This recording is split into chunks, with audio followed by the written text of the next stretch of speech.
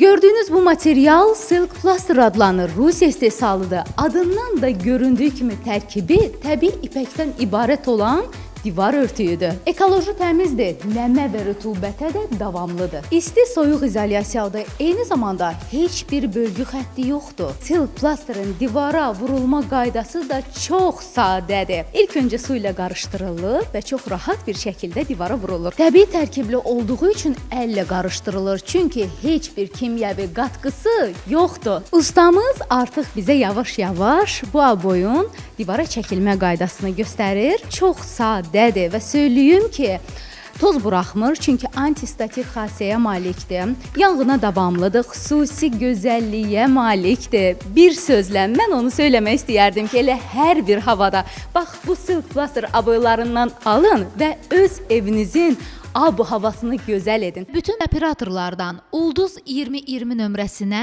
zəng edə bilərsiniz.